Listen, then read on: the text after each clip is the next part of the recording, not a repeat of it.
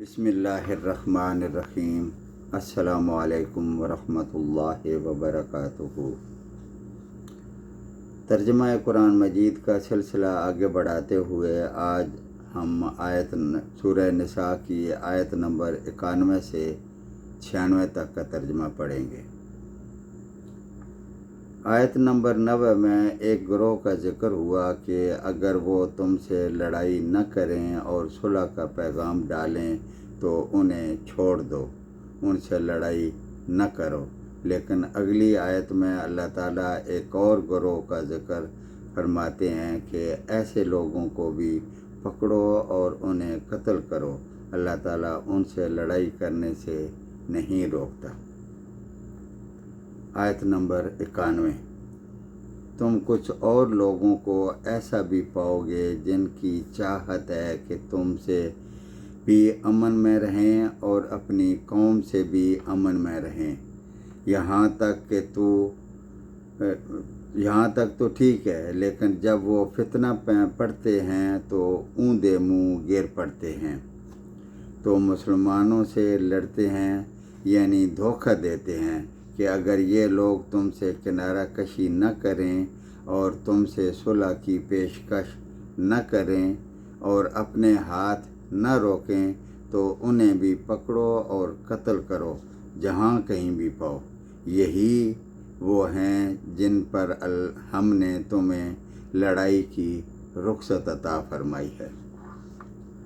ان دو آیات میں دو منافقوں کی قسمیں بتائی گئی ہیں کہ منافق کے کون کون سے پہلو ہیں اور ان سے کیسے نبٹنا ہے۔ اب ہر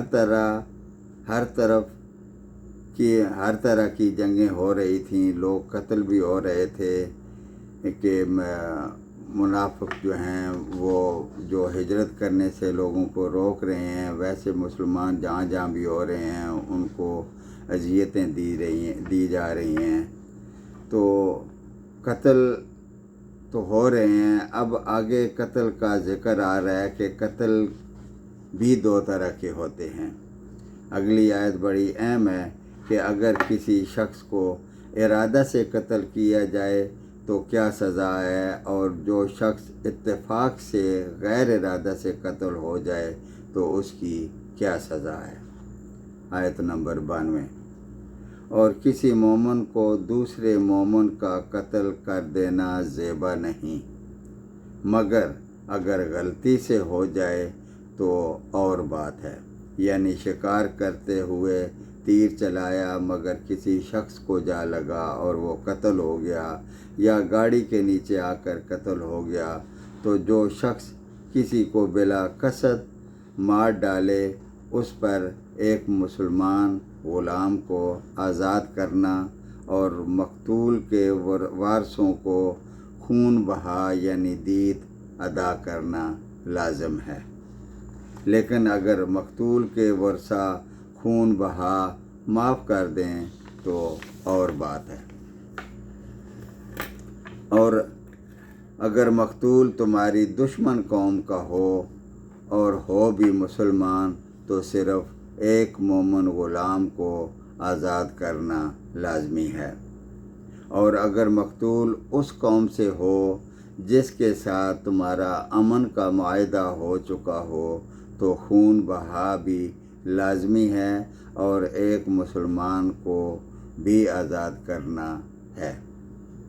لیکن اگر کوئی غلام آزاد کرنے کی طاقت نہ رکھتا ہو، یعنی اگر اس کا اپنا کوئی غلام ہے تو اسے آزاد کرنا تو مشکل نہیں، لیکن اگر اس نے غلام خرید کر آزاد کرنے کی طاقت نہیں تو وہ 2 ماہ کے متواتر روزے رکھے، اگر ایک روزہ بھی چھوٹ گیا تو پھر سے گنتی شروع ہوتی ہے، اور یہ اللہ تعالیٰ سے گناہ بخشوانے کے لیے ہے، اور اللہ تعالیٰ بخوبی جاننے والا اور حکمت والا ہے۔ آیت نمبر 93۔ اور جو کوئی کسی مومن کو قصداً قتل کر ڈالے اس کی سزا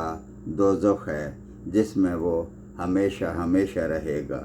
اس پر اللہ تعالیٰ کا غضب ہے، اسے اللہ تعالیٰ نے لعنت کی ہے اور اس کے لیے بڑا عذاب تیار کر رکھا ہے۔ لیکن آج ایک مسلمان کا قتل ایسے سمجھا جا رہا ہے جیسے کسی مچھر کو مار دیا ہو۔ اگلی آیت کا شان نزول یہ ہے کہ ایک واقعہ ہو گیا کہ بعض صحابہ کسی علاقے سے گزرے جہاں ایک چرواہا بکریاں چرا رہا تھا، تو مسلمانوں کو دیکھ کر چرواہے نے سلام کیا، تو بعض صحابہ نے سمجھا کہ وہ شاید جان بچانے کے لیے اپنے آپ کو مسلمان ظاہر کر رہا ہے، چنانچہ انہوں نے بغیر تحقیق کیے اسے قتل کر ڈالا اور بکریاں مال غنیمت کے طور پر لے کر حضور صلی اللہ علیہ وآلہ وسلم کی خدمت میں حاضر ہو گئے، جس پر یہ آیت نازل ہوئی۔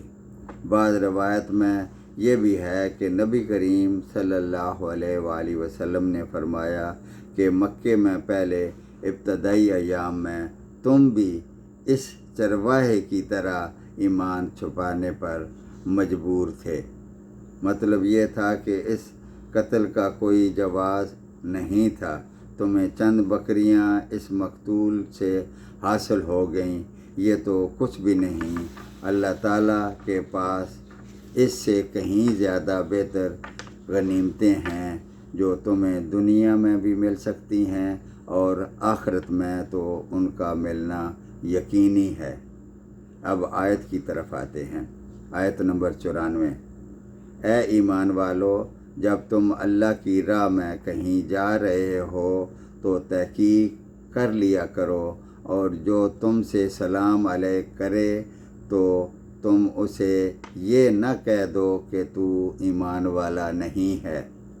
تم دنیاوی زندگی کے اسباب کی تلاش میں ہو تو اللہ تعالیٰ کے پاس بہت سی غنیمتیں ہیں، پہلے تم بھی ایسے ہی تھے، پھر اللہ تعالیٰ نے تم پر احسان کیا، لہٰذا تم ضرور تحقیق و تفتیش کر لیا کرو، بے شک اللہ تعالیٰ تمہارے اعمال سے باخبر ہے۔ اب تک جہاد اختیاری تھا، بعد میں غزوہ تبوک کے وقت جہاد لازمی ہو گیا، پھر جو جہاد کے لیے نہیں نکلا اس سے بعض پرس بھی ہوئی اور بعض کو سزائیں بھی دی گئیں، لیکن اب تک جہاد اختیاری تھا، اس لیے تو اللہ تعالیٰ فرماتا ہے کہ اے نبی صلی اللہ علیہ وآلہ وسلم اپنی قوم کو جہاد کی ترغیب دیتے رہیے، ان کو اکسائیے اور جہاد کے لیے تیار کیجیے۔ اللہ تعالیٰ فرماتے ہیں، آیت نمبر 95، اپنی جانوں اور مالوں سے اللہ تعالیٰ کی راہ میں جہاد کرنے والے مومن اور بغیر عذر کے، یعنی کوئی اندھا ہے دیکھ نہیں سکتا، اور لنگڑا ہے چل نہیں سکتا، بیمار ہے اٹھ نہیں سکتا، اس کے علاوہ بیٹھے رہنے والے مومن برابر نہیں ہیں۔ اپنے مالوں اور اپنی جانوں سے جہاد کرنے والوں کو بیٹھے رہنے والوں پر اللہ تعالیٰ نے درجوں میں بہت فضیلت دے رکھی ہے، اور یوں تو اللہ تعالیٰ نے ہر ایک کو خوبی اور اچھائی کا وعدہ دیا ہے، لیکن مجاہدین کو بیٹھے رہنے والوں پر بہت بڑے اجر کی فضیلت دی ہے۔ آیت نمبر 96، اپنی طرف سے مرتبے کی بھی اور بخشش کی بھی اور رحمت کی بھی، اور اللہ تعالیٰ بخشش کرنے والا اور رحم کرنے والا ہے۔ صدق اللہ العظیم۔